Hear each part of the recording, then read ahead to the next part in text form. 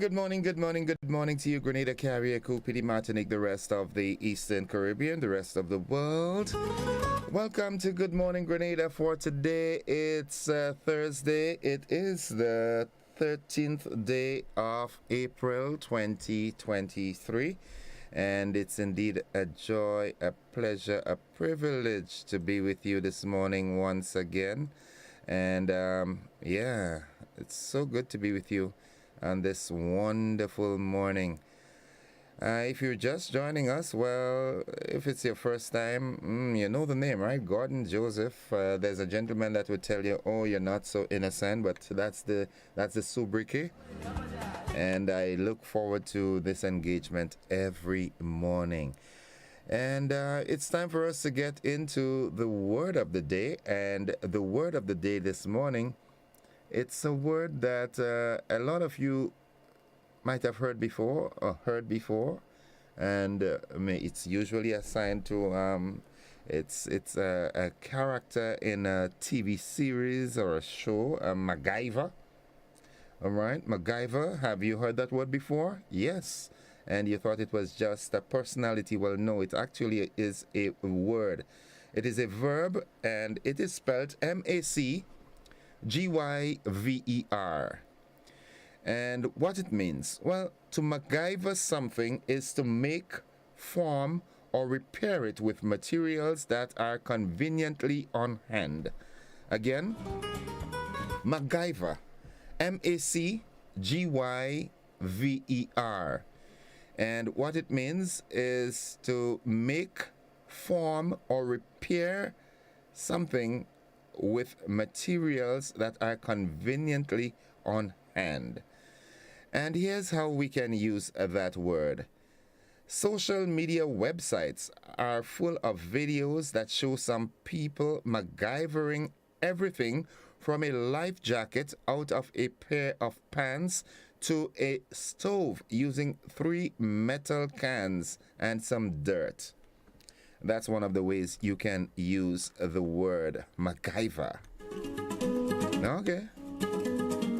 The more you live is the more you learn. Why? Because life is a learning process.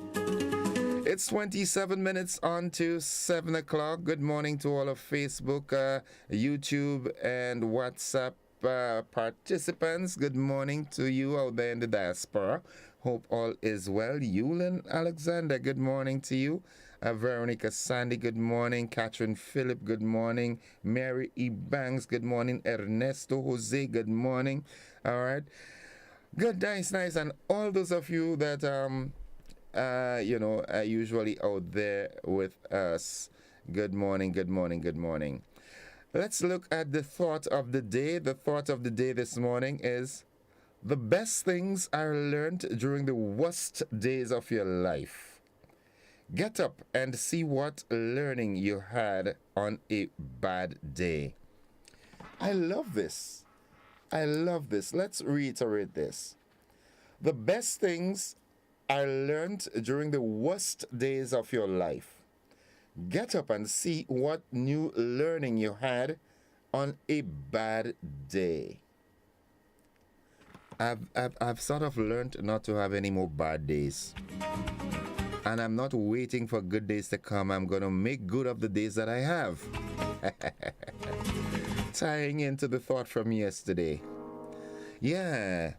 The best things I learned during the worst days of your life. Get up and see what new learning you had on a so-called bad day. It's 25 minutes on to 7 o'clock. That is your time, 7 o'clock workers. Yeah, you should be close to the JOB, all right? And what's buzzing this morning? Well, the Grenada flag is once again being lifted high. On the heels of Grenada's success at the just concluded 50th Carifta Games, a former Carifta athlete has left her mark in the U.S. Kelsey Morel Ross. That's her name. Kudos, girl. Show them the Spice Island way. Continue leaving your mark, man. Nice. Also buzzing this morning, public engagements are ongoing as government seeks to address and possibly increase the minimum wage. The second in a series of town hall meetings took place last night at the Corinth Government School that's in St. David. That's next door to me. A stone's throw away. And we will hear later on in one of the newscasts as to what transpired out of that. Also buzzing the need for estate planning. The government is encouraging Grenadians to build and maintain a financial legacy which will last for years and decades after their deaths. God, that word sounds harsh there, after the deaths. I mean, we know death is inevitable, but oh God, don't rub it in my face at all. Yeah. I prefer the word transitioned. Death sounds dead. I know I must die, but don't tell me that you will die. Tell me you'll transition, you know? It's more palatable. Nice. Good morning to my good mommy, Sherma Wells. How are you doing, Sherms? I hope you're doing fine. Nice. Okay, Grenada to sign the Budapest Convention. All right, Grenada is positioning itself to ensure that it becomes a part of treaties that align with the government's transformational agenda. One of the disclosures made during the CARICOM Impacts Regional Cyber Awareness Sensitization and the training sessions taking place in Grenada. Those were the comments made. All right, so Grenada is lining up itself with a number of treaties and pacts here and there to ensure that we on the right trajectory. Good, and you heard it yesterday also that nursery management training, with agriculture being one of the main pillars of government's transformation agenda, farmers are being exposed to several avenues for development and expansion. The most recent was the training of farmers and nursery operators in managing nurseries and the importance of healthy seedlings. So those are the stories that are buzzing this morning, and this morning we have guests in, and notice the S is at the end of the word guests. All right, we've got two guests this morning. I will be speaking with Mr. Deriggs and also Miss Bierzynski, a local storyteller, book writer, and so we'll be having the conversation this morning. And once again, I want to say good morning to Zorina, man. Yesterday, after that interview, and I was heading up to the hospital and so forth, a few people met me and they were very, very impressed with the interview. Zorina is loved, and that's good news. Yeah, that's really, really good news. So, yeah. Kudos, man. Those of you who, the radio, the television, or platforms will be insignificant without your input and your participation, and being a part of what we do here. It's what it's all about, Hence the reason why I say whenever I'm on air, critique me as best as you can, as harsh if you want to, because it's my burning desire to be the best I can be at the top of the game. So with your input and your criticisms and critique and so forth, it makes me better. So thanks for being a part of the program as always. I want to say good morning to Mr. Glyden, Uncle Glyden, Christopher and family out there in Granborough in St. Andrew. How you doing, Uncle Glyden? You good? Haven't heard from you in a while, man. What's up? Keep the love, keep the love. Nice. Trev's, Auntie Elsa, good morning. Yeah, let me not get into that mode, or I don't have enough time to say good morning to the wonderful folks that I know. It's 20 minutes on to 7 o'clock, so before we take that break to head into the AM edition of News and Sports, quickly let's revisit the word of the day. The word of the day is MacGyver, and is spelt MacGyver. It is a verb, and to MacGyver something is to make, form, or repair it with materials that are conveniently on hand. The thought of the day, very interesting ones. And to resting 1. The best things are learned during the worst days of your life. Get up and see what new learning you had on a bad day. During your tough times, you learn how to be what is the word I want to use there? I want to make sure that it's you learn resolve, you learn to have good temperament when bad times come. You have to take it as it is. And as I always said, I've learned to look for the good out of any bad situation. It's there for a purpose, okay? So, folks, this is where we've got to wrap it up for this segment. We've got to head to the AM edition of News, Sports, and the Weather. And those of you who are on the GBN television, we've got a rebroadcast of last evening's television news. Stick and stay with the network. We're with you anywhere and everywhere.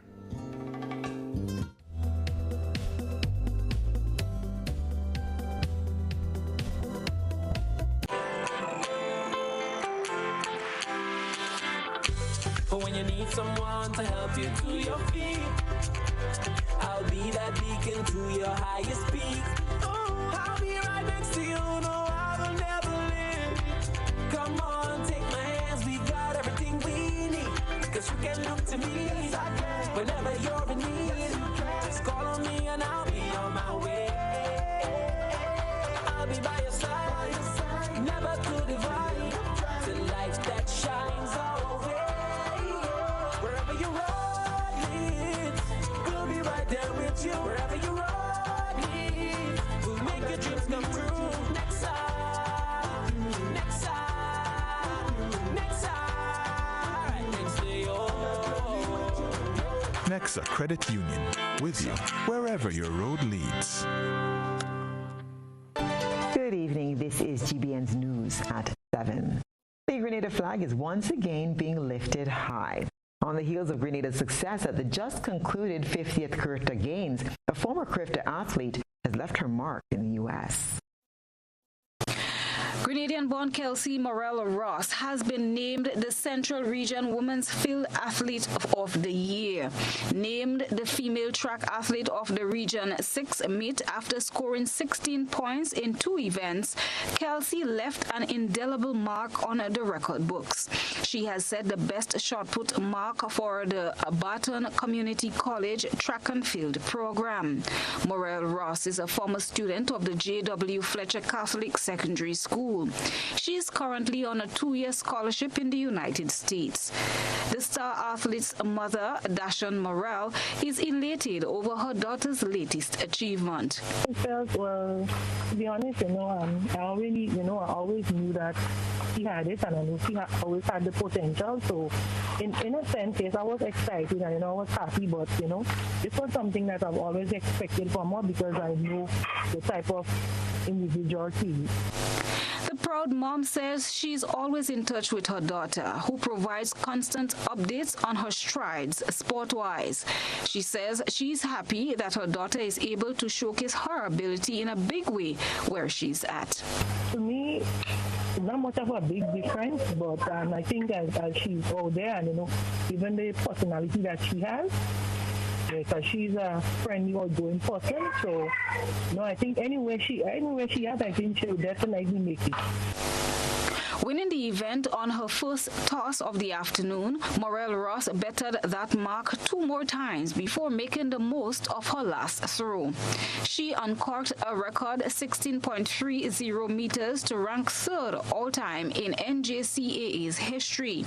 She is also best Fiona Richards' 2020 program top marks, 16.28 meters, by less than an inch. Morel-Ross also had the NJCAA's 4th best weight throw during the season at 16.19 meters, but fell short of that mark at the region meet with a 15.60 meters in placing 3rd. In 2018, Kelsey Morel-Ross won her silver medal at the CRIFTA Athletics Championship in the under-17 girls shot put. Crystalina John, GBN News. Public engagements are ongoing as government seeks to address and possibly increase the minimum wage. The second in a series of town hall meetings is currently underway at Corinth Government School in St. David. The meeting, which targets trade unions, the Employers Federation, as well as employers and employees, is set out to gather public input on issues related to the general minimum wage, as well as the sectoral, local, and gender-based wages disparities. Dr. Cullen Gilchrist, chairperson of the Wage Advisory Committee, while on GBN's To the Point this morning, says that they do not expect people to remain at the minimum wage level. Looking at a minimum threshold, we are saying no worker should be paid less than that amount, irrespective of the job or the task done. No worker in Grenada, Carriacou, and Petit Martins. That's a minimum. And we are hoping, I want to say quickly, that it's more or less, in some instances, entry-level positions. We don't expect people to stay at the minimum, all right? We don't expect anybody to stay at the minimum wage. You work your way up. Dr. Gilchrist says that there are some new categories they wish to put into law. Yeah, so the media industry, we are going to recognize professionals or entry-level employees there and prescribe in law the minimum salary payable to anyone working in the media industry. Minimum. Also, there are some other areas. We have the creative economy, and of course, emerging will be new occupation, and those we want to set in law. The Economist noted that in addressing the minimum wage, it should not just be adjusted, but must be able to live on based on your basic needs. You can't leave it to just the demand and supply to determine the wage. All right, you do have employers who may not be nice. Let me put it this way. Yeah? I may just choose to to pay you a wage that you don't deserve. Yeah. So that's the approach. And let me quickly say, the policy objective driving the revision of the minimum wage is not just to adjust the minimum level of salaries payable in law, but also to do it in a way that whatever we arrive at should be conceptually a living wage. Grenada's minimum wage was last set in 2011. Following tonight's meeting, the next consultation will be in St. Andrew on April 19th, Carriacou and Petit Martinique on April 26th, on May 3rd in St. Mark, and the series of meetings will conclude in St. Patrick on May 10th. All meetings begin at 6 p.m. Nisha Peters, GBN News. Government is encouraging Grenadians to build and maintain a financial legacy, a legacy which will last for years and maybe even decades after their deaths. Beverly Telesford has the detail. Success should not be measured by just owning a house and car. That's the sentiment of Permanent Secretary in the Ministry of Finance, Mike Sylvester, as he delved into the importance of estate planning, something he says some Grenadians do not recognize the significance of. Estate planning refers to the process of planning for the transfer of assets to your loved ones after your death. However, you can't pass on a legacy of financial security unless you first grow your own wealth. Sylvester believes Grenadians learn about estate planning when it is too late. Financial literacy is as important as anything that you do in life. Many of us go through life without knowing these things, or knowing too late. Knowing about investments too late, knowing about estate planning. I mean, one of I think the major problem we have in Grenada now is the whole issue of estate planning. People die and they don't leave a will, and then you have family fighting over property and all that kind of thing. You can't take it to the bank. You can leverage those assets to be able to build wealth. That's a major issue. People just don't like talking about that. I mean, even from our demand assessment, when we ask persons what topics are you interested in, estate planning was the one that came up with the lowest feedback. This attitude, the Permanent Secretary believes, is learned behavior. Government is hoping to shift the paradigm by going into schools to teach financial literacy to children. Estate, so it's just part of our psyche, but I think if you start early, because many of us are set in our ways, we probably wouldn't change, but if you start early in the school and that becomes ingrained in the school system, as important for you to build wealth, to have a better life. It's not just about working, building a house and buying a car, and then you think that's being successful in life. I mean, it's way beyond that. And I think a financial plan will help you to be able to achieve your financial dreams and become financially independent. So, its planning may involve creating a will, trusts or beneficiary designations, powers of appointment, property, and gifts. Reporting for GBN News, Beverly Telesford. The dry season is upon us, and with it comes the customary increase in fires in bush and otherwise. The RGPF is asking people to be mindful of the various types of fires and the different methods of extinguishing them. Water may not always be the best solution. Water is not always the best extinguisher when there's a fire, so says Sergeant Adrian Panchu, officer in charge of Fire Headquarters. GBN's news desk was in conversation with Sergeant Panchu, who explained some of the simple mistakes we make that can worsen the situation or even lead to death. Well, it is that the most readily available extinguishing agent is water, and what you would find water in most households. Most persons wouldn't have an extinguisher at home. However, water is not the best extinguishing agent for all fires, as you correctly said. So if you have an electrical fire, it could be a piece of appliance or so forth, a fan as I was speaking about earlier, and that catches a fire. The first thing I normally tell persons to do before attempting to put out that fire with water is try to turn off the electricity. If you know what the main switch is, in most instances, because that type of fire, electrical fire, right, once you remove the source, the electrical source, it reverts to an ordinary combustible fire. And ordinary combustible fire, you can use water to put it out. You're not in a position to turn off the electricity. Water would not be the best thing to use on those fires. You run the risk of being electrocuted. Coupled with that is the whole aspect that if you have a fire in this outlet here and you throw water, it can cause a short circuit, and all the outlets in your house can actually blaze into fire. So you'll actually be spreading the fire throughout your house. Right? Sergeant Panchu delved deeper into other types of fires and how we should treat with it. Gas and oil fires, you don't use water because gas and water don't mix. Oil and water don't mix. So what would happen is that the water would act as a transport. So you throw it onto it, you would just spread the fire, basically. So in cases of gas and oil fire, we normally tell persons to try to, we say suffocate. So if you have a damp blanket or so forth, you cover it. One of the things that is most effective is sand. If you go to any service station, you would see a bucket there with sand, and before there was portable extinguishers, sand is what was used. If you have a fuel spillage, you would use this sand to soak up the fuel, and if the fuel is soaked up, then there's really nothing to burn. Sand wouldn't burn, right? So if you don't have sand, you can use flour, those things, because once you can soak up the fuel that is burning, that is one of the most critical things. 1 month ago, a resident of Caliste St. George succumbed to injuries he sustained while trying to put out a gas cylinder that was ablaze. Here's the officer's advice in situations like this. One more thing that I want to speak on, and it's something that we have been getting from time to time, is the whole aspect of it's more hazmat more than a fire, but it's LPG leaks. If you go into your house or you return from shopping or so forth and you get home and you realize the house smells as LPG, one of the main things you must remember is never turn on your light. When you turn on the light, if you go into a dark room and you turn on the light, you would always see a flicker when you turn on the light. There's this flicker that like a spark. And if there's sufficient LPG in the room, you would have an explosion. So never turn on the light. You open doors and windows as much as possible to ventilate the area because you want the LPG to get out. Parents are being cautioned on the importance of child supervision. So you have to ensure that you supervise these children.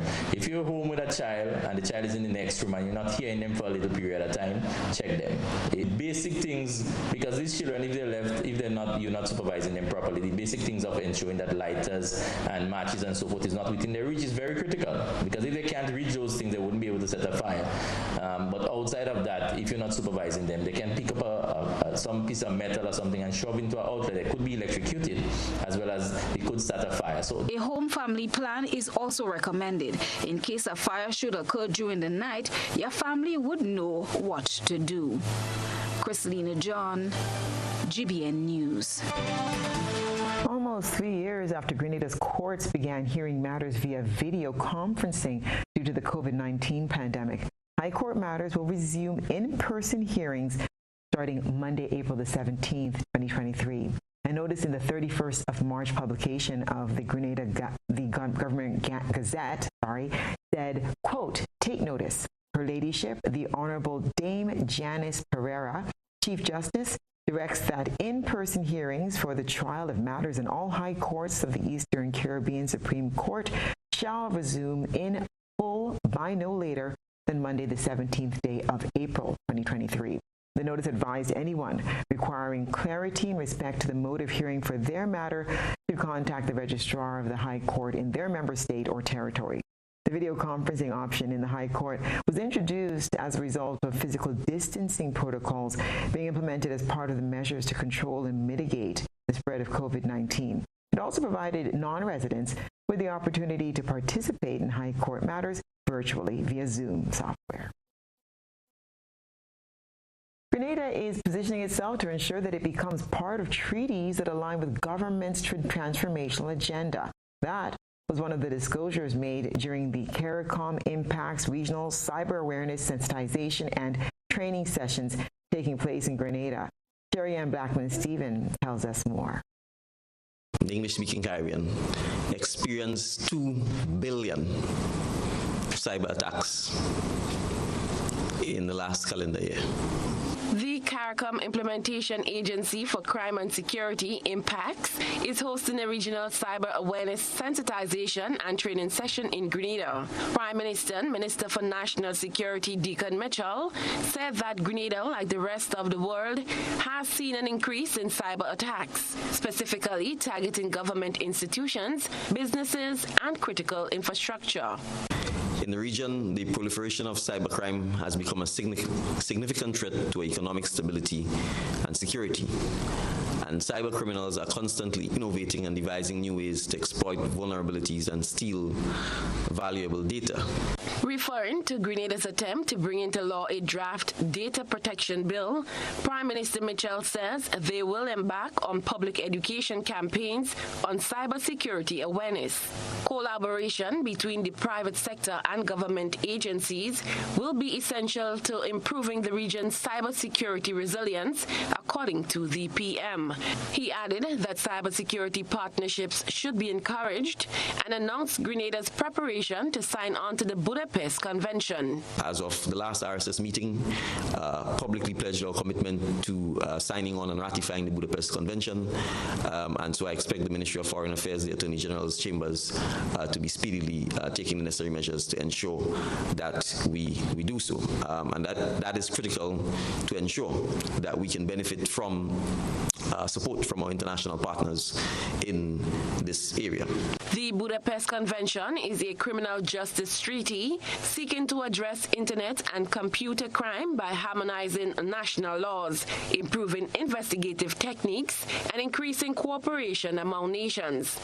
Acting Director of Public Prosecutions in Grenada, Mr. Howard Pinnock, noted that a large number of cases before his office has some elements of cybercrime. Cybercrimes pose unique challenges as the use of the internet is pervasive, it is impersonal, and it cannot be detected in the traditional way. Assistant Director Strategic Services of CARICOM Impacts, Earl Harris, called on policymakers and the public sector to reduce the risk of cybercrimes by implementing mechanisms to enhance cybersecurity. The Impacts Regional Cyber Awareness Sensitization and Training Session targets senior officials, ministers, parliamentarians, and policymakers. It began on Wednesday and concludes on Friday at Radisson Beach Resort.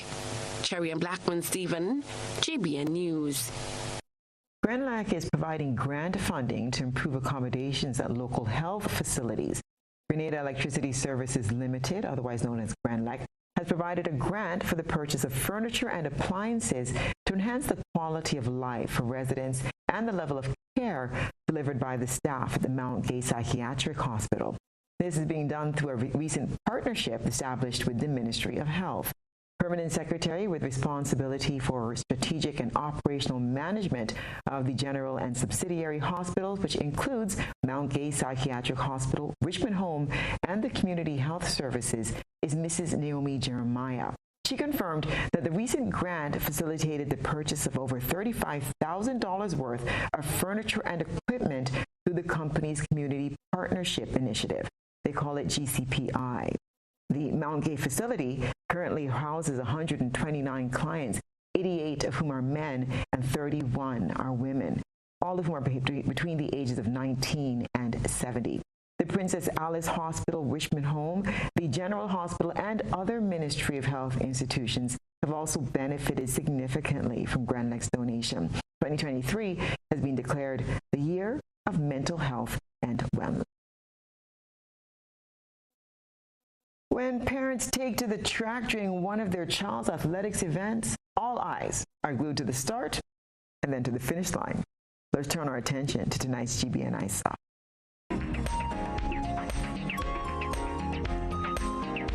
It's always heartwarming seeing parents partake in the school lives of their sons and daughters. In tonight's ISA submission, fathers are engaged in a special race with their sons at the Christian Union Preschool Fundy.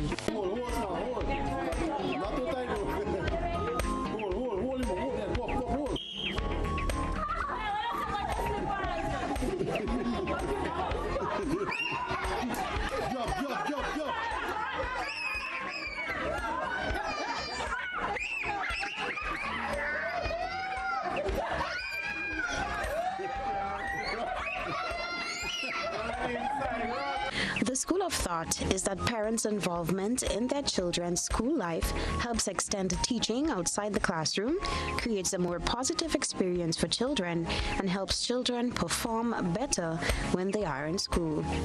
Send us your photo and video submissions via WhatsApp at 405-3052 or our other social media accounts. On Saturday, April 15th, the National Stadium will rock. I'm not going to a circus, I'm not going to a fair. As Q West, Spectrum, and Starboys present Digicel Reggae Fest, the big show. Featuring for the first time in Grenada, Shabba Ranks. Reggae people stalling out. I know me roots and culture. Coffee. Coffee come in like a rapture, and everybody get captured. Romaine Virgo. Baby, I wanna be so provider. Grants Morgan. Have I shown Marcia Griffiths. I shall sing as long as Grenada's own Tamara Songbird, Akeem, and a special international guest. Tier 1 tickets are $120. Limited VIP $500. Includes reserved parking, a variety of food offerings, and premium drinks. Tickets available at box offices island-wide or online at gotofet.com. Digicel Reggae Fest. Saturday, April 15th, National Cricket Stadium. Sponsored by Digicel, the bigger, better network. Do you miss your departed loved ones? We at A&A Headstone Designers present to you a wide range of memorial concrete headstones to suit your pocket. We are located in Crowshoe, St. Andrew. Call us today on 473-415-7378 or 404-6134 and let us help you memorialize your loved ones. Affordable quality products delivered to you via Superb Service. We are Superb Distributors, wholesalers and authorized agents for trusted products you know and love, like Rika Juices, Pure Heaven products, Bibbin diapers, New Bright laundry detergent, Allegra pasta, and more.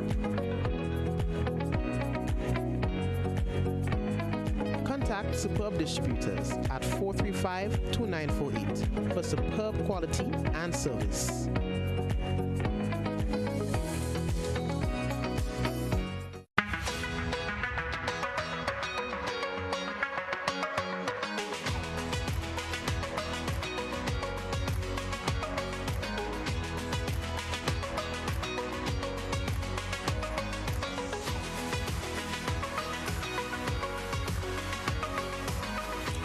WeatherGuard Pro. For every project, there's only one Pro.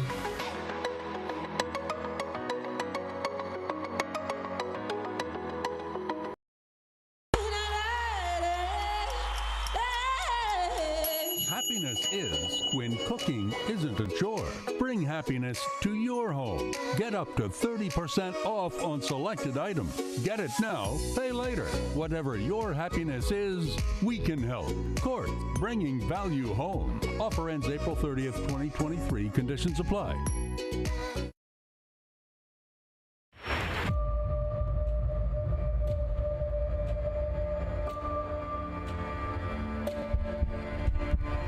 Welcome to the highly anticipated second season of Caribbean Medical TV, the first and only medical TV series that showcases the Caribbean and the emerging issues on all health and wellness forums in our region.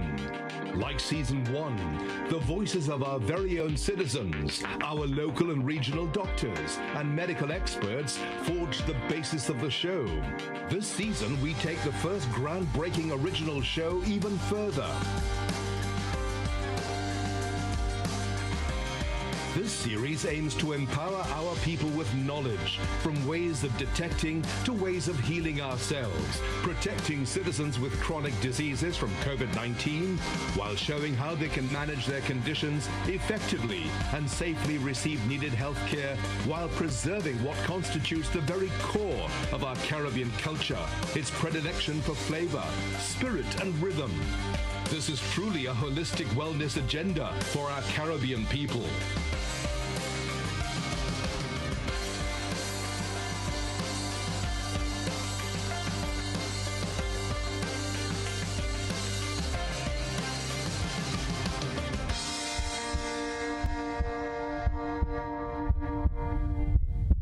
Records at the traffic department shows that a total of 1,447 accidents were reported for the year 2012, which includes 3 road fatalities.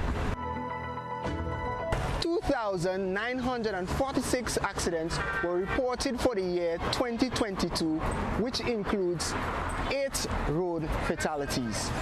This is a significant increase of 104%. This is alarming.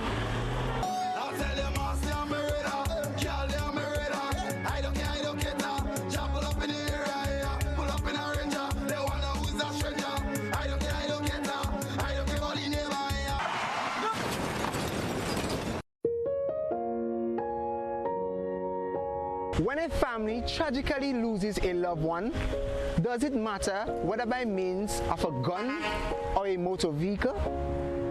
To avoid accidents, drivers and pedestrians alike must exercise extreme caution when using the road.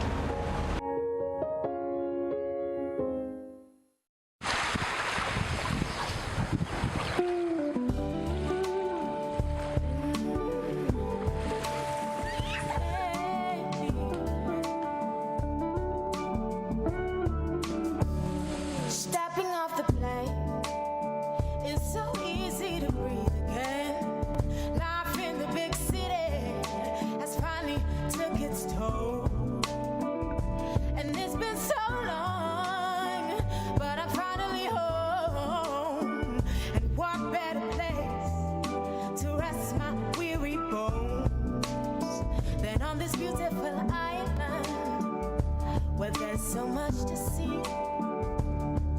Every corner I turn, there's something there to remind me of my beautiful nation and what it means to me. Not a thing out of place, that's what's special about it. And do you hear? It's the songs the birds are singing. Do you hear? It's a sound that's everlasting.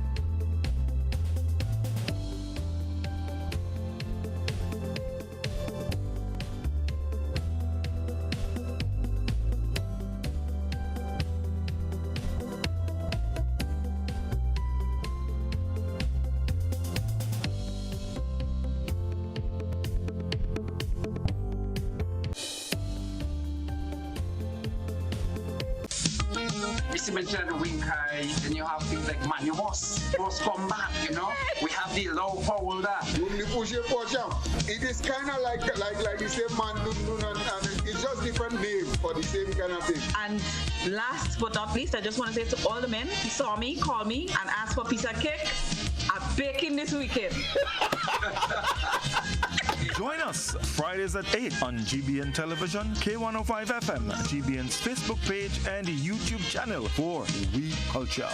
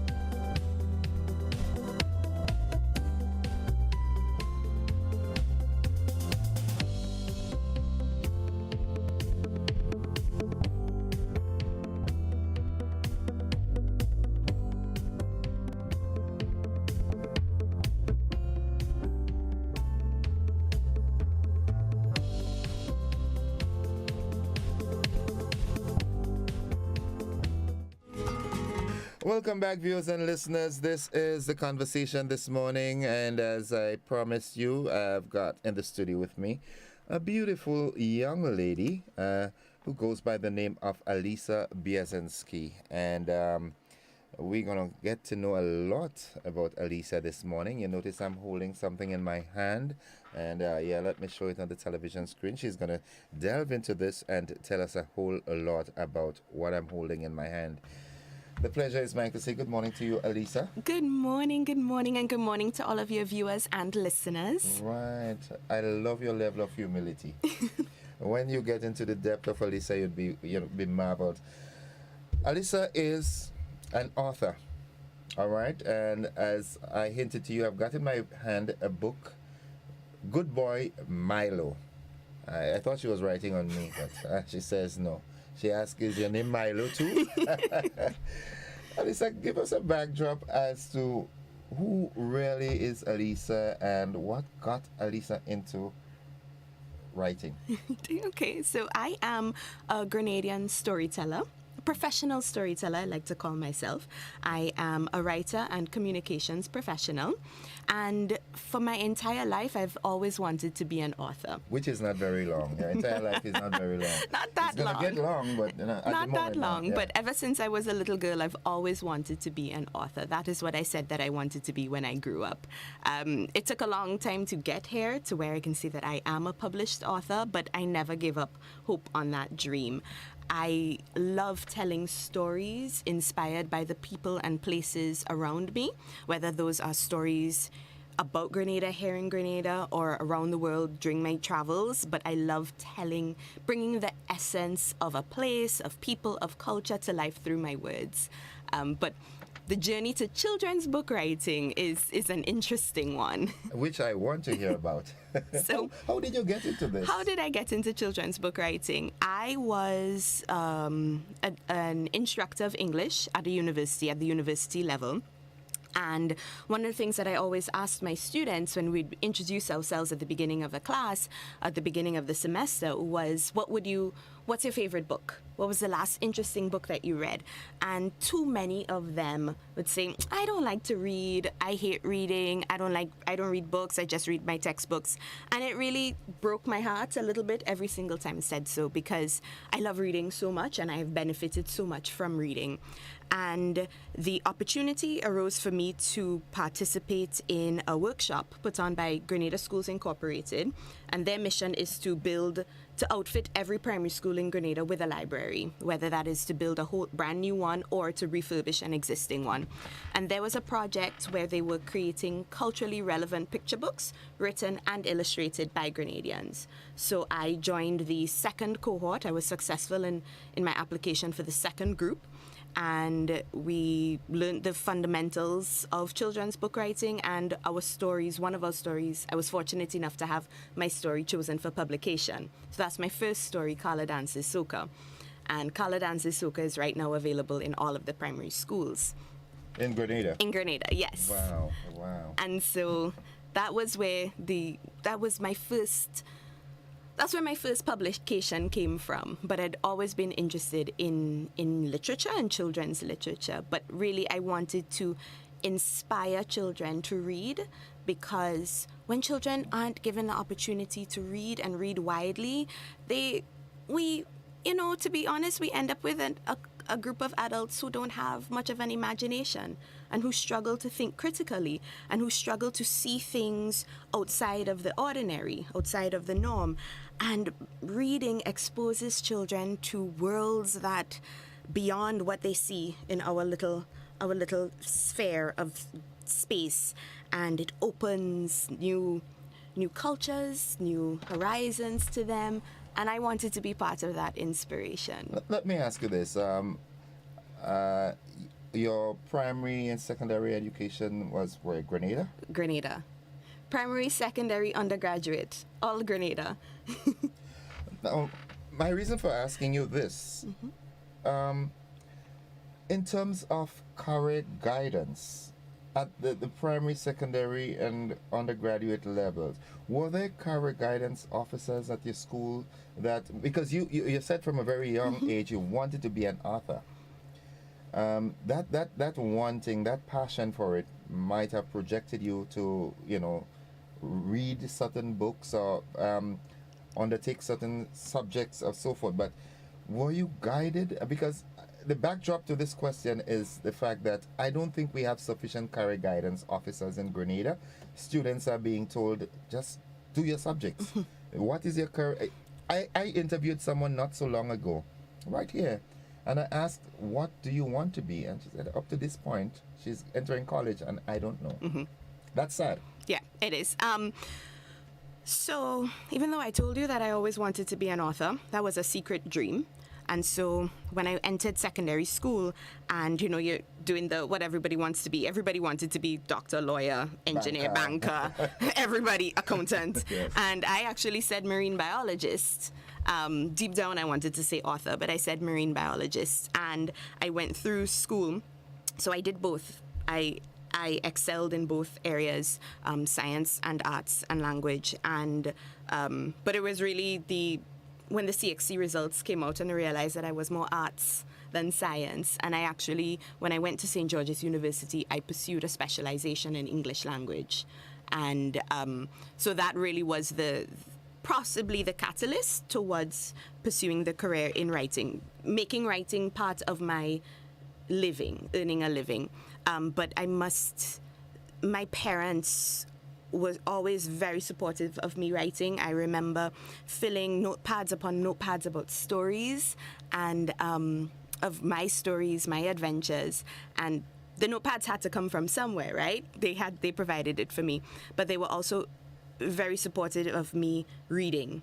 I remember trips to the public library, and I must plug here that it is so important that we get our public library back, that we have a robust public library system in our country, and also trips to Sea Change on the Carnage. You remember Sea Change?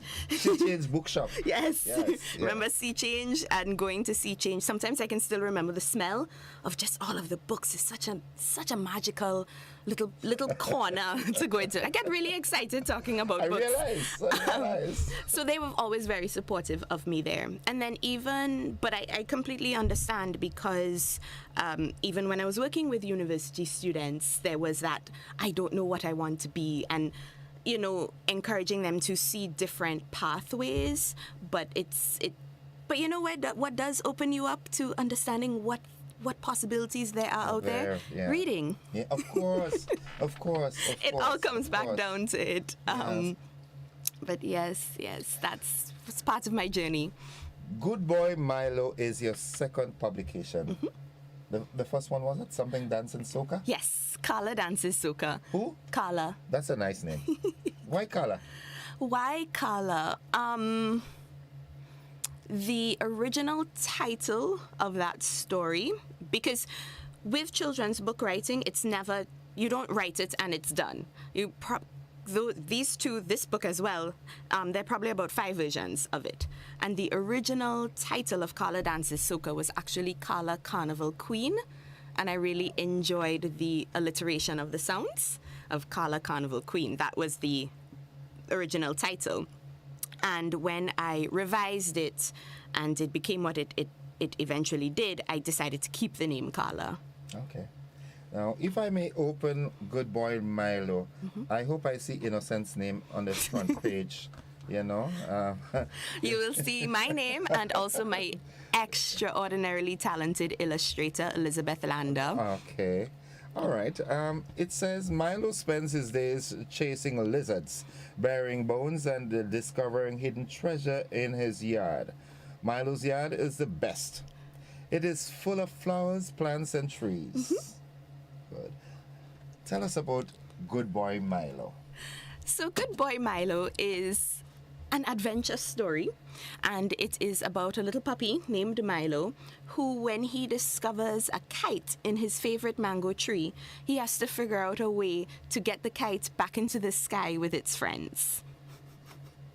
That's imaginative, it's creative, it's some folks would say mad people that think this way. But and how did you conceptualize that story here? So this one was inspired by my from that workshop that we did. I had 2 words. That was the assignment. We had to take words that were reflective of the Grenadian experience. So we were brainstorming different words: mango, ball, beach, kite, dog, oil down, and I got dog and kite, and I had to write a story based on dog and kite. And I was home. They had to interrelate and correlate. Oh my goodness! And I was home that night because the next day of the workshop we had to have a draft. And my puppy at the time, and he was dragging a coconut branch.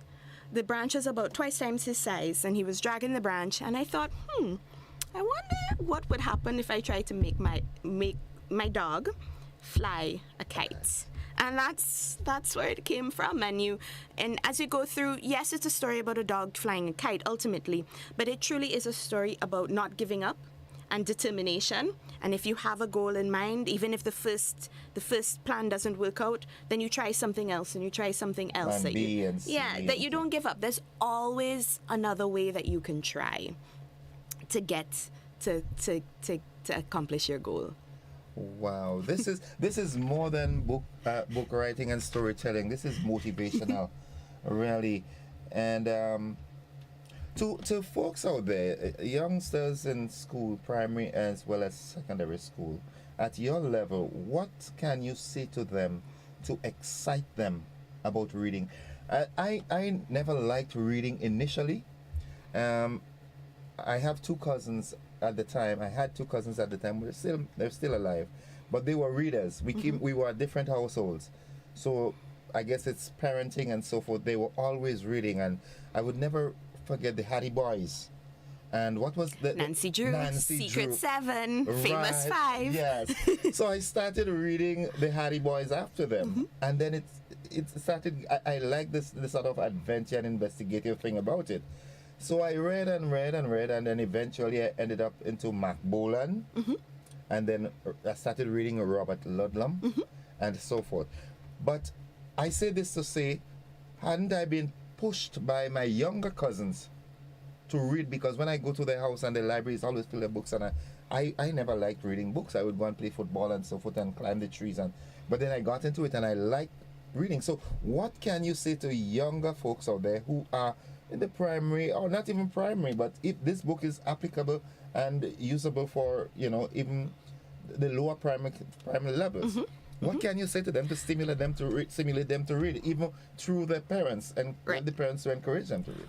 One of the things that's so important for us as Grenadian writers and illustrators is the need to tell our own stories. And one of the reasons, there are many reasons why children say they don't like to read. One of them is access to the books, but a lot of it has to do with that, especially some of the books that we grew up reading, they were about characters and situations that were very unfamiliar to us. The characters didn't sound like us, the characters didn't look like us. We couldn't relate to their experiences. And we hear that representation is important. We keep hearing that, but it is so true that when a child can open a book and see that it's a story about a mango tree, and can relate to that mango tree and see the kites that look like kites that they were just flying or they were making themselves, that's really important. It's also really good to have introduce books to children that they are interested in reading. So when especially as adults to tell me that they don't like to read, they haven't found a book, I say you just haven't found the right book yet, or the right genre to really spark that interest. Because it's like what you said, is that when you discovered the Hardy Boys and the investigations and the detectives, because that piqued your interest, right? And so it's about finding the right type of book, the right style, and it's hard to find that when you don't have access to them. And that's, again, why libraries are so important. Yeah. Not so long ago, sometime, I think it was around the Valentine's Day, I interviewed a youngster from St. Patrick, Shantimel to be precise, and he writes excellent poems. All right, he read one that he wrote to his wife on Valentine's Day, and it left me in awe. Do you think that in the not too distant future, do you think that we can have a cadre of local authors and publishers, well, maybe not so much publishers, we do publishing outside, but creative thinkers and writers that can sort of infiltrate our curriculum in the schools and present our students with things that they can identify with that will stimulate their reading? Do you see that happening in the not too distant future? Yes, very much so. I mean, we're already here. There is a group that has been officially formed called the Grenadian Published Authors, Inc. And there are a lot of us. There are a lot of Grenadians who have written books, novels, a lot of talented poets in Grenada who have published books. And so we are here. We are growing. We are ready as soon as the call is made to engage and enter into the curriculum. Because, like, growing up and in school and you're reading the books for literature, for CSEC, for example, these stories, they're not relevant. We can't relate to them. And then also, too, even if you did, they're so old. Yeah. They're from a time, we have to understand that this generation now is not the same as, it's not even the same as when I was in school. Your generation is not as mine. No. Yeah. And so we really need to have our stories be part of the school curricula. I think that's an excellent, and I look forward to seeing it happen. And based on that grouping that you spoke of, do you have folks who are capable in maybe converting the original CXC books from the science aspect to present this science to our students? Because our students here are unique, our culture is unique. So do you think you can transfer or translate some of the science books and so forth into our level of our culture, that you could understand it? Try explaining the Pythagoras theorem to a mathematics student in a way that we Grenadians would understand. That's a deep question, and I don't know if I can answer it, if I'm the right person to answer that question. But I will say this, that Grenada is full of talented people And once we are given the opportunity to do something, I think we can do it. Okay. All right. All right. Well, in wrapping up, again, I want to congratulate you for that. This is not mediocre work. What I'm saying here, this is not mediocre. Sometimes in Grenada, we tend to have this mediocrity culture that, okay, if it's Grenadian, it cannot be on par with regional and international standards. This is international standard. What more and what next can we expect from Alyssa? Okay. Well, thank you so much. We worked really hard to get this book to where it is. Had an excellent and supportive creative team working with me. Elizabeth, as I mentioned, my book designer, Caesar. My friends and family were completely supportive of the venture. I don't have the copies on sale yet. I'm still waiting for the copies to arrive, but they are available for pre-order on my website, which is Alybiz, ALYBIZ.com. But what's next for Alyssa and Good Boy Milo, getting the Good Boy Milo distributed, and some upcoming project that I'm excited about for the Dubai Expo was supposed to be 2020, but it actually happened in 2021. I worked with Neela Etienne and Camille John, two other awesome children's book writers, to produce a Grenadian tale. It was called Anansi Plays Fancy Mass. And so we want to work on a collection of stories together. So that's coming up soon in the near future. All right. But I'm really excited about, I can see that. About Yes. the future of children's book literature in Grenada. I think we've got a lot of stories to tell, and I am really, really looking forward to the journey. Okay. I like doing this. I'm gonna put you. I'm gonna put you on the spot. Again? All right? Yeah, yeah. Oh boy. There is a young girl. She is 9 years old. Mm-hmm. I'm letting my creative juices flow now. All right. She's 9 years old. She lives in that cultural village called La Poterie in St. Andrew. She attends the Tivoli RC school. So she has a cultural background. They do the Saraka, the nation dance and everything down there. What can you tell her that will get her that stimulated to say, I'm going to be an author too and write some of this type of books? To start writing? Yeah, talk to her. Oh, talk to her. Yes. Start writing, start documenting, start telling your own story. Write it down, get it typed up, and see how you can reach out to me. Get my contact information is on my website, alybiz.com. Reach out to me. I am always willing to talk to young and aspiring writers. I really enjoy doing that. I guess once a teacher, always a teacher. Of course, that can change. It will never change. Yeah. I am really excited. But the key is to start. Yeah. You can have the story in your head, but you have to write it down. No one will ever see it if it remains in your head. Okay. Folks, I have been speaking with Alyssa Bierzynski, a local author, and this, like I said, this is her second publication. Kala Dances Soca is her first.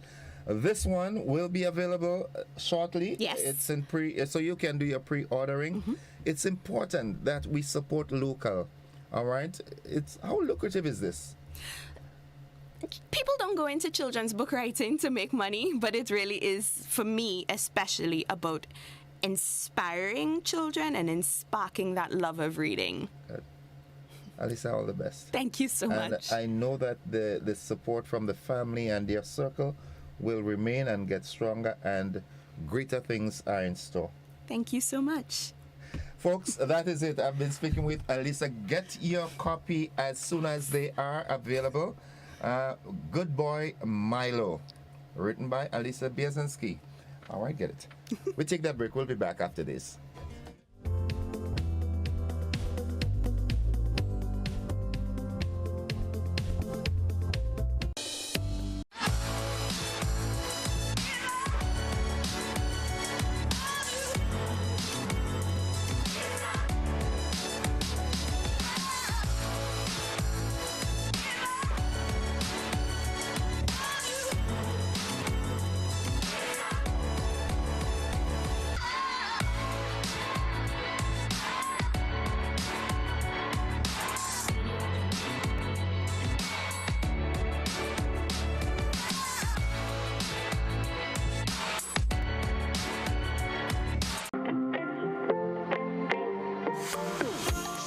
So it begins, a journey like none other. Every moment has the potential to be unforgettable. Bring home a piece of the tropical green forest with every emerald. Capture the sparkling light of flawless water in a diamond. Make the sunrise and sunsets last forever. With precious colored gemstones, the essence of happiness is in our most precious memories. So, when it all comes to an end, bring home something that will last forever. Colombian Emeralds International. Bring home more than a memory. A whole new level of convenience and comfort awaits you when you shop at Rise and Shine Supermarket and Hardware Supplies, Griffin Lane, Grenville. Convenient, because we are open Sunday to Sunday. We're even at your service on public holidays. Comfort, because we are easily accessible to the physically challenged. Free Wi-Fi is available while you shop, and bags come at no charge. Everyday low prices and excellent customer care. Adequate parking available. We supply everything you can possibly think of. Family and home supplies, fresh meat, vegetables, and personal care products. All brands of cooking gas at affordable prices. You can send in your order, have it pulled, or pick up express. Are you or your organization interested in becoming an environmental protection and conservation volunteer? Well, this is your opportunity to serve. The Grenada Sustainable Development Trust Fund invites you and your organization to the launch of its Ecosystems Conservation Volunteer Program on Tuesday, April 18th, 2023 at the Grenada Trade Center Annex from 10 a.m. to 2 p.m. Keynote speaker, Mr. Van Bern Harry, CEO of the St. Vincent and the Grenadines Conservation Fund. He will share the experience of SVG and how their program has helped to revolutionize efforts there. Come hear more on how you can become involved in this great initiative and pledge your participation by registering to become a volunteer. For more information, call telephone number 459-9402 or 410-1682 or email us at info@gsdtf.org or ceo@gsdtf.org. The Grenada Sustainable Development Trust Fund looks forward to partnering with you. We are feeling the strains of high prices, low economic growth, too much debt, reduced investments, and global tensions. The world is confronting what economists have now dubbed poly or many crises, not seen in decades. So, what are our leaders doing? And what can we do? Find out on the Caribbean Economic Forum on Managing Caribbean Economies in an Era of Many Crises with Gervais Warner, Dr. Kevin Greenwich, and Geneva Oliveri. Caribbean Economic Forum, this Sunday at 5 p.m. on GBN television channels 7 and 11. GBN, keeping you informed with global issues, anywhere and everywhere. COVID-19 spreads from person to person through the droplets that are produced when someone coughs or sneezes, which makes it easy to spread between people in close contact. Now let's get prepared to stay healthy. To reduce your chance of catching or spreading COVID-19, practice these simple everyday preventative measures. Droplets can also land on surfaces, so ensure that you wash your hands frequently for a minimum of 20 seconds or sing the happy birthday song twice. Avoid touching your face, especially your eyes, nose, and mouth. If soap and water are not readily available, use an alcohol-based hand sanitizer with an alcohol content between 60 and 90%. 70% is ideal. When you cough or sneeze, cover your nose and mouth with a flexed elbow or a tissue. Dispose of the tissue immediately and then wash your hands. If you notice someone has a fever and cough or other symptoms of respiratory illness, avoid close contact when possible. Let's all do our part to ensure that each and every Grenadian remains healthy. Our health is our collective responsibility.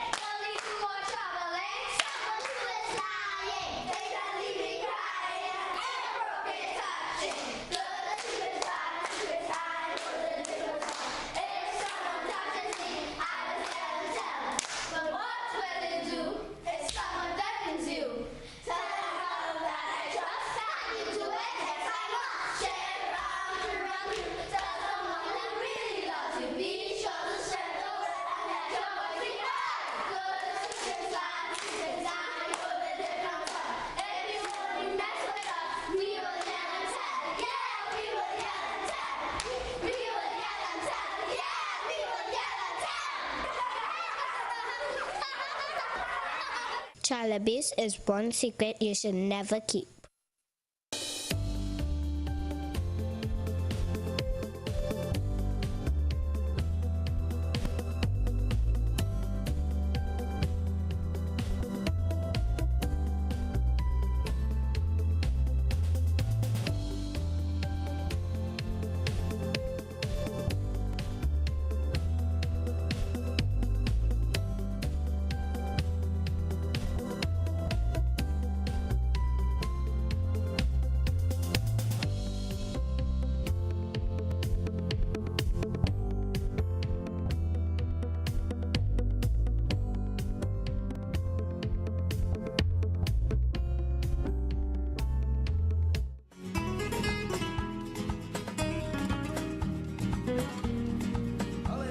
All right, welcome back, viewers and listeners. This is the conversation continuing this morning. It's 16 minutes after, or on to 8 o'clock. And I'm joined in the studio by some prestigious people. This morning we're on a roll. I just had this wonderful interview with Alyssa there, and we're continuing along that trajectory this morning. I've got in the studio with me Miss Sandra, and my good friend Chris Deriggs. They are from Heritage Theatre. They're going to tell us some things that they have coming up, and they're also going to, I haven't heard much about Heritage in a little while. What happened? COVID had you all in a hiatus. I mean, 33 years is a long time, but, wine gets stronger with age, isn't it? Of course. Good morning, lady. Good morning, gentlemen. Good morning, Innocent, and all your viewers and listeners. Right. As a matter of fact, let me just tell you how creative this lady is being associated with this thing. She came into the studio. Chris is to the extreme right, and I'm to the extreme left. She says she's the rose between the two thorns. Chris, you heard that before? Yeah, well, sometimes the other version is a thorn between two roses. That works as well. It's a question of perspective, Yes. All right. So how has Heritage been doing? Well, I'll let Sandra speak to this, but basically we have been very active, even in the COVID period. I don't know if you recall, but we were probably the only theatre company to do a production on COVID. It was entitled Patient Zero. It was a full-length play and actually ran in the Trade Center with social distancing. Wow. And we did several stagings of that production. We have it, as a recorded, filmed production, which at some point in the future, people will get a chance to see it. So it was an important document relating to the history.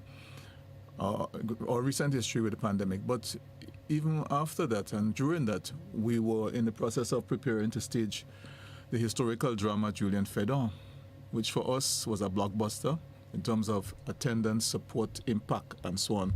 So we have been very active, and as I've been told by people smarter than me, you must never waste a good crisis. Okay. So that's a wise statement. Yeah. But Sandra, you can tell them some things. I just want to add that our mission is to be an instrument for education, entertainment, and social development. Okay. So we do that through the theatre arts. So you find that a lot of our theatre has to do with some social issue. So we have done plays on sexual abuse, we have done plays on incest, we have done plays on drug use, we've done, climate change. We did a community initiative in 7 communities around the island on climate change. So we use our medium. Yes, we're entertaining, but there is always an underlying message in all the productions that we do, and it's our own special niche. Right. On the theater platform. And that ties in well with what Alyssa just said in her book that she wrote, something Good Boy Milo. Good Boy Milo. Yeah, in that it's so important. It makes it so much receptive when you can identify with Exactly. scenarios that are in front of you.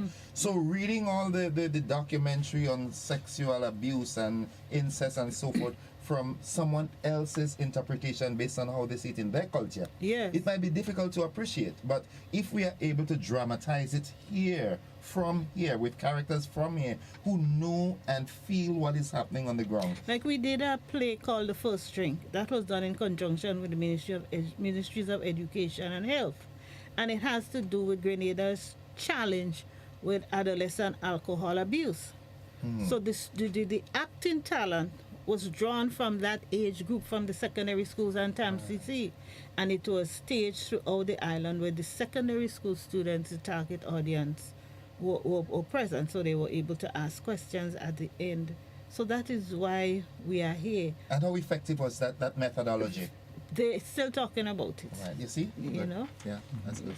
And we were able to unearth new acting talent in the process. Yes. Right. We're always scouting for talent. We're not I meant to say scouting for talent. We're not bankrupt for those things. No.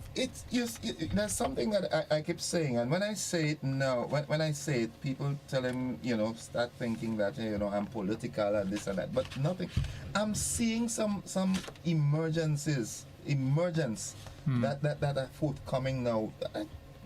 Grenada is laced with talent, man. It is.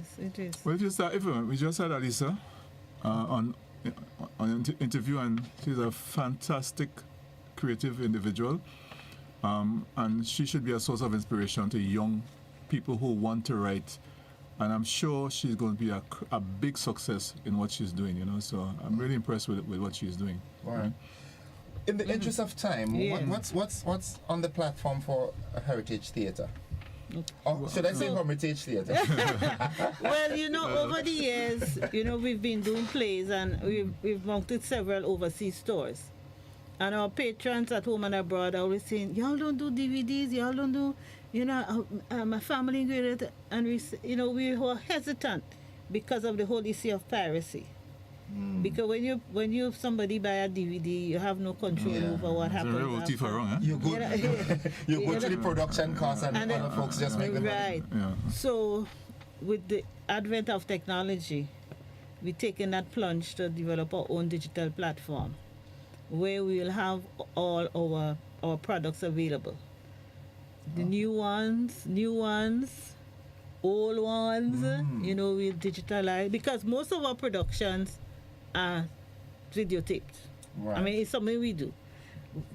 Back in the day when we used to use cassette. And we're doing it initially with the idea of documenting. We didn't think of the commercial or monetization of it. Right. Yeah. So we've taken the plunge, and we will be launching our digital platform on Saturday, April the 29th. And the first upload will be the film version of Julian Fiddle. Wow. And during the launch event, we will have a public screening of that play, Julian Fiddle, and thereafter it will be available on a pay-on-demand platform, and we will add additional product we had before and create new content for that platform. Okay. Wow, that's and it's important. I hope entities like yourself take a page out of that book. It's not so much, as you rightfully say, the monetization of it, but the documenting of this thing, so that my grandchildren and great-grandchildren can look back. When we compare what is there now to what we had, there's a wide gap, so that the folks that are going to be coming, they can have a full appreciation. See what we were doing. To see how sweet life was for us. And I mean, and if we blow, we could blow our own trumpet. This guy here, he don't look it, but he's very funny. And I think you have to be careful how you use it. Chris, you accept that? He's very creatively funny. Peculiar. Funny. Artistically funny. And because when you look online, you see some stuff, and I'm saying, duh. Yeah. We could do better than that, And it's something, a pet peeve of mine, especially when I look on American comedians.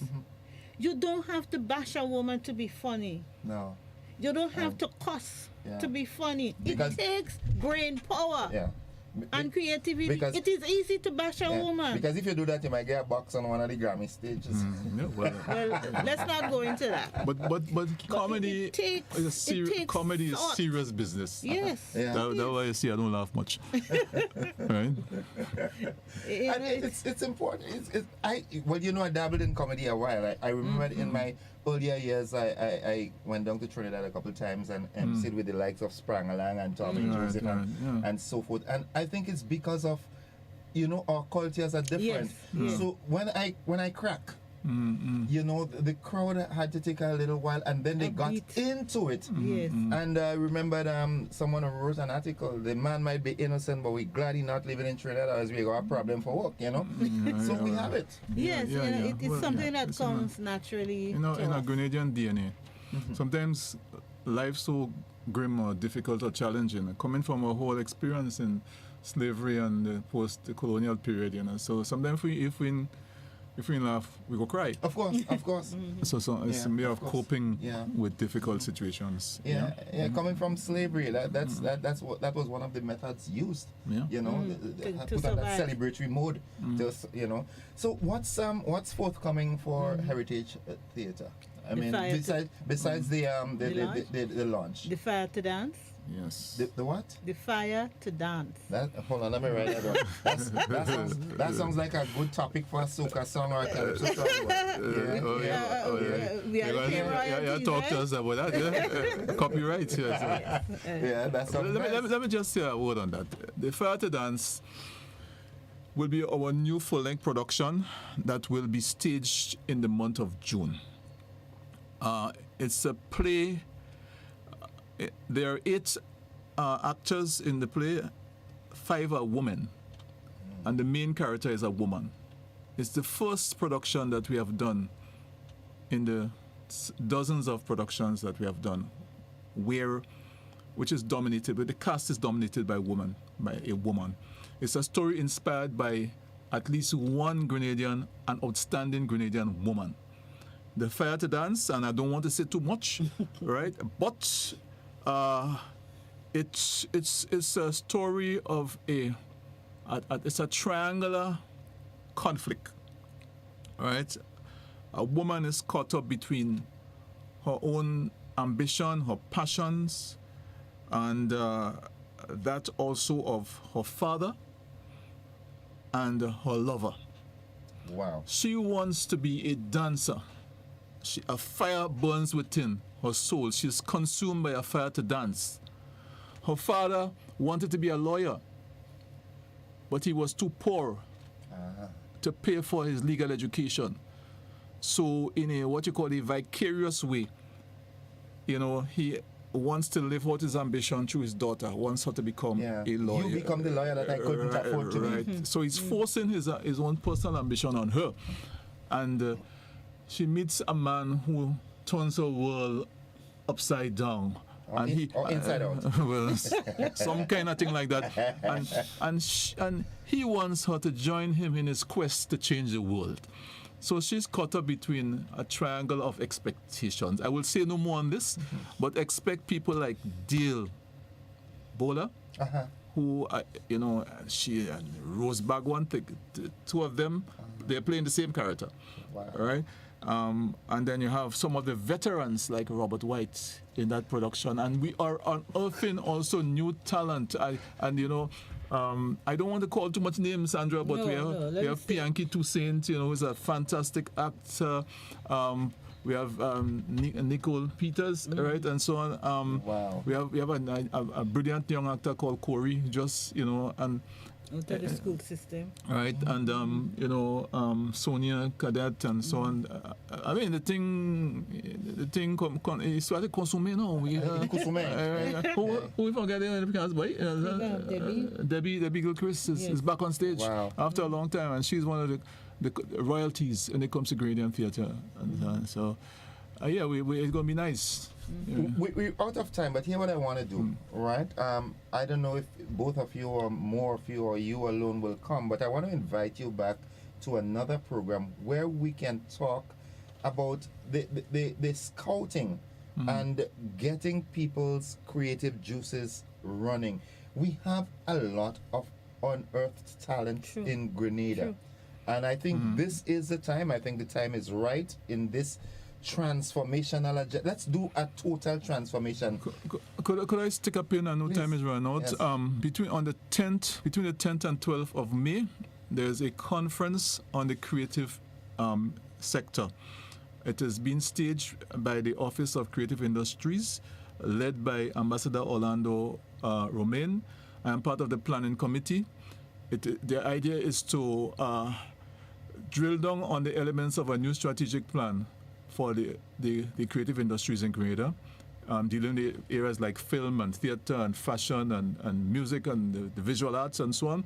I think it is worthy of an entire interview in itself to talk about that particular program, because it's coming and it's going to be big, right? 10th to 12th of May. Look out for that, and more will come on this particular project. Sandra and Chris, thank you for dropping by. We've exhausted our time, but like I said, this is the first leg. We have a second and forthcoming legs as it relates to that. Thanks for coming back, and all the success in your digitization, and what's the triangle thing? The fire to dance. The fire to, oh yeah, that's the title for my next song.